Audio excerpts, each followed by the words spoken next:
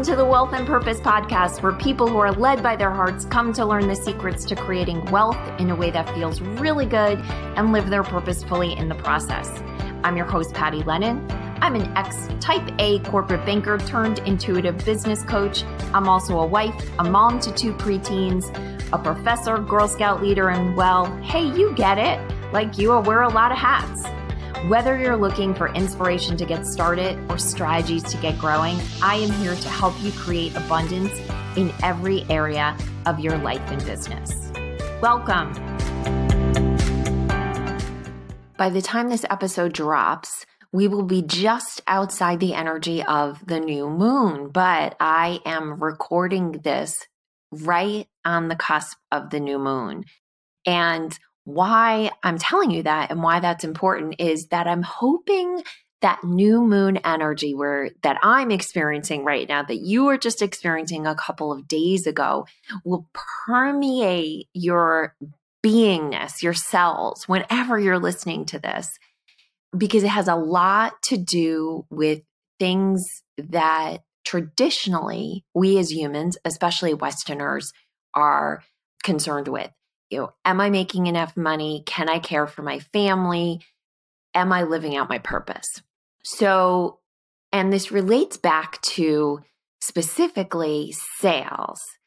And I'm talking a lot about sales right now because I'm finding that the energy around sales conversations, whether it's you selling to a potential client or you're selling yourself on a job opportunity, or you're selling a change in lifestyle or home or something else to a partner. Really think of sales as any time you're reaching for something and there's another party involved in whether that decision comes to fruition or not. And in the case of having a client or a prospect, it's that, you want to help more people. But those prospects, those prospective clients need to agree that you can help them and agree that they're going to pay you in order to move forward with that plan. And it's so interesting to look at soul work through the lens of sales, which is what I do. Although I'll work with people to improve their sales conversations. And I love doing it because structurally it's an easy thing to do for me. So I like easy. But what's fun about it is that always the way we're showing up in our sales conversations is just a mirror for what's going on for us as souls in the human body, in the human condition. And what I mean by that is sales and the process of sales brings us in direct relationship with how we truly feel about our own worthiness, how we truly feel about our own enoughness.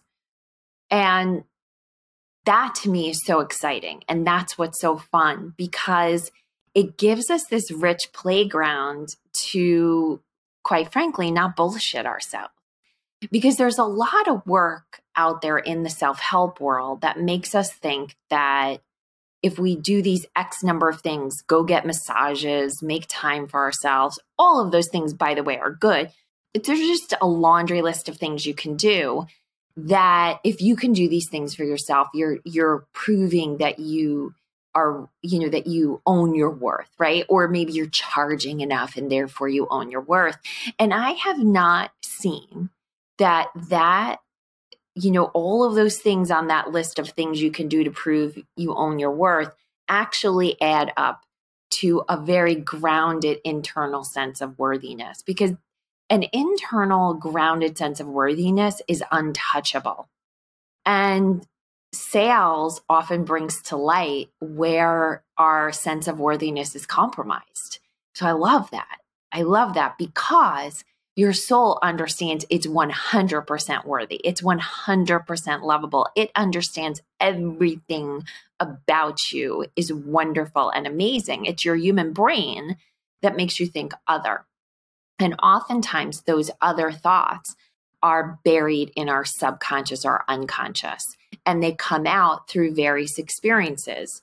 one experience is the way we interact in relationships, and specifically for this podcast, how we interact inside sales conversations. So I'd like you to think back to a sales conversation you've recently had. And if you think, well, I don't have sales conversations, I promise you do. Anytime that you are engaged in a discussion with someone where you would like them to see your point of view, you're in a sales conversation. And I want you to think about, and of course, if you have a business, you can think of a traditional sales conversation. And I want you to think of how you emotionally navigated that conversation. Where do you get anxious, nervous, tired, bored, resistant, anything that isn't 100% positive? That is giving you some really great insight into something that you can shift for yourself that will dramatically improve your life in every area. And the reason I love looking at it this way is that it's that internal block to your worthiness that's actually blocking more money from coming into your life, more clients from coming into your life, finding that house, selling that house, whatever the thing is that is, materially important to you, and it feels like it's not happening fast enough. It has a lot less to do with the things you're doing than it does with the way you feel about yourself. And if we can pull up from our unconscious, from our subconscious, some of the blocks to worthiness and look at them, then we have the opportunity to break through and see ourselves differently. This is not easy work, and I'm not claiming it's easy work, but it is the work. It is the most important work. This is the inner game of sales that I love talking about. I built an entire 3-day retreat around this because I am now so confident that this is critical. This is so critical for all of us. We cannot, especially those of us who are teachers, we cannot keep teaching strategies and tactics without dealing with what's going on inside when our clients are engaging the strategies and tactics. And I'm not saying the strategies and tactics aren't important. They are. My clients need to put together marketing plans. Marketing plans help keep our brains safe. It keeps us moving forward. But if we don't get underneath why we might feel resistance, why we struggle, why we're not getting the results we want, and go into the inner world, we're never fully going to be able to be free. And in my case, my clients won't be free. So I refuse to keep pretending that the greatest strategies and tactics are the whole game. And in fact, I've started quietly working with just a few select clients doing what I call a sales call makeover. And these are sessions that blend the intuitive part of my work, where I bring in people's spirit guides and their loved ones that have crossed, as well as strategy. And so there is a specific way to do a sales conversation that will typically make it more effective. But no matter how good you get at that, you will never feel free inside of that structure unless you also work at the internal stuff. And what's so fun about doing these sales call makeovers is that oftentimes it's our spirit guides or our loved ones from the other side that can help us understand what we truly need. For instance, a client I just worked with had guidance come from an ancestor that he needed to do more inside his marriage that looked like, quote unquote, old-fashioned type of male behavior around courting. And I want you to suspend any judgment you have about that advice. What I just passed on the advice to the client, but then what came later was that action would actually help him firm up some natural instincts he has to do the things he was being guided to do and trust that they were solid things to be doing. Now, he typically works with female clients. So the extension of that was for him to strengthen his understanding of his role in an industry that is typically dominated by female leaders.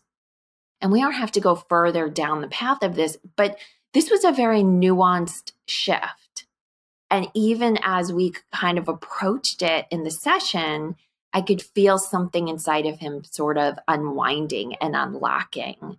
Because the more we pay attention to what we truly want to be, what we want, like what our impulses are and what excites us, the more we start to accept that who we are is perfect.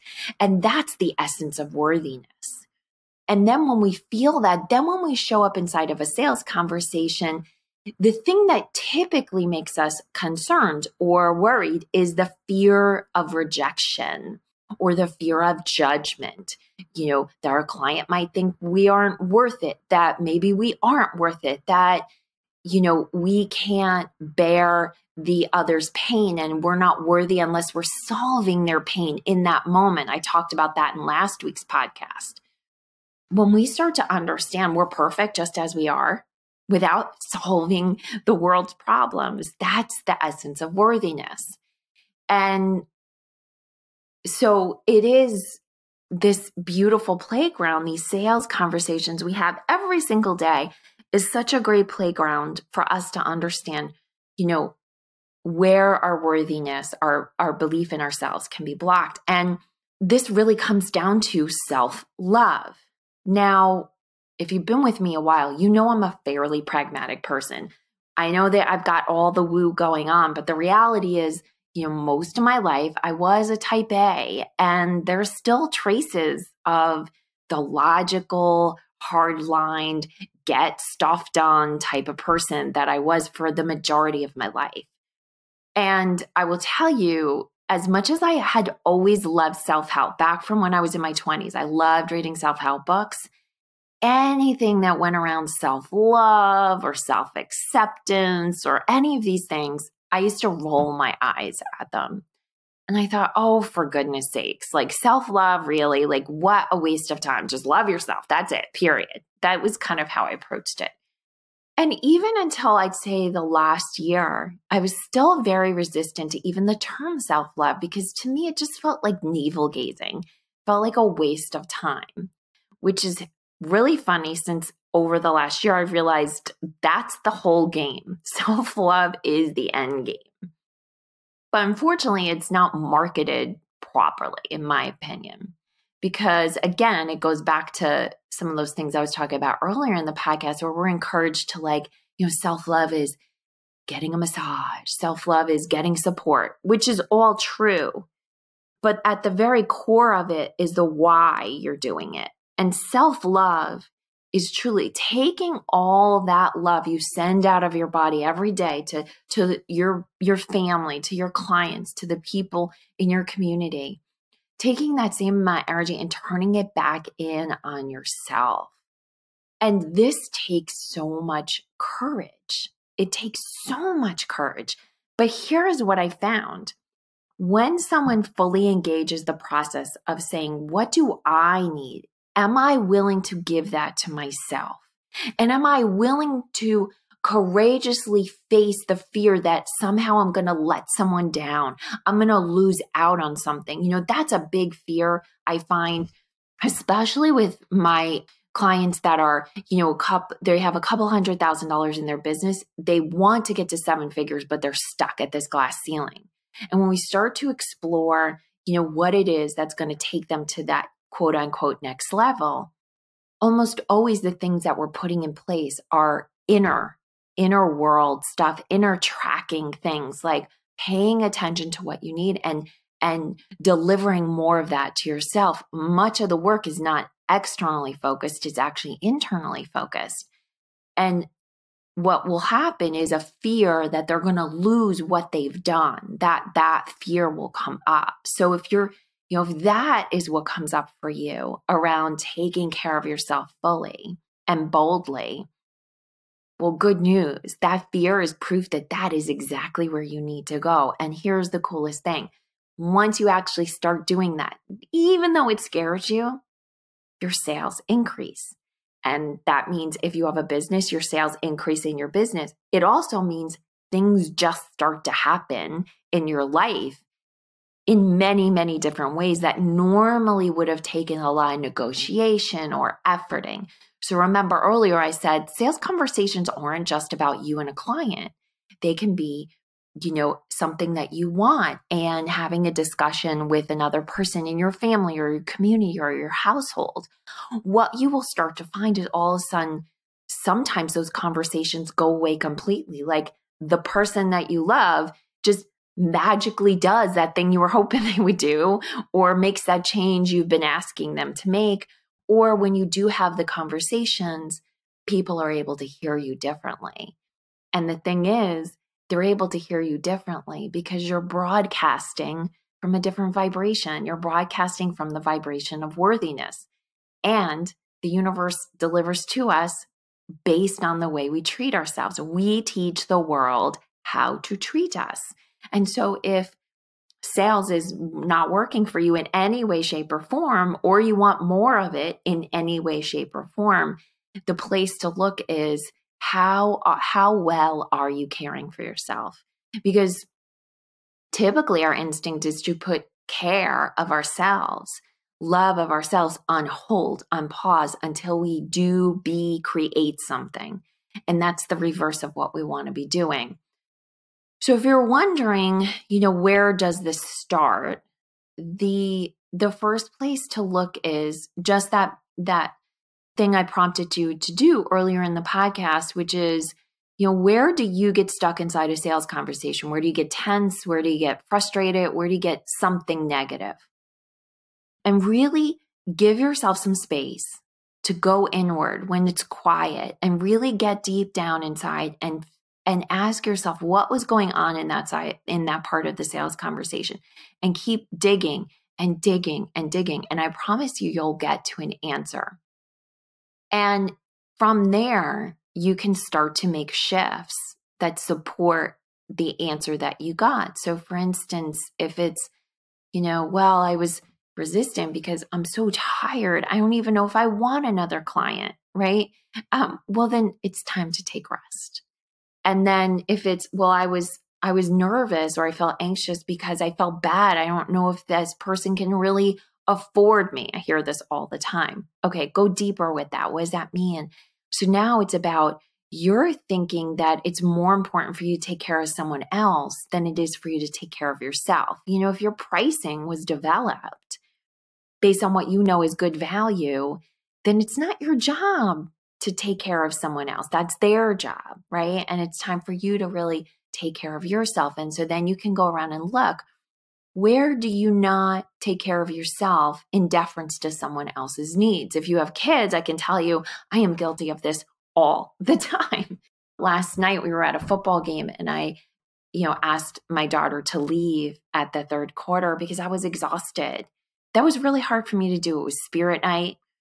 I knew she wanted to stay, but the reality is I knew what we were going to be like today, the day that I'm doing this podcast, when we're having company over, if I just didn't get home and get some good rest. That has been a long, long journey to get to the point to know that that's the right choice. So what I'd like you to do is just really think about, where is that stuck point inside a sales conversation and what can you gain from it? And now, if you're feeling confused about how this really applies to sales, maybe you're thinking, Patty, I haven't had a sales conversation in so long, I'm going to cry.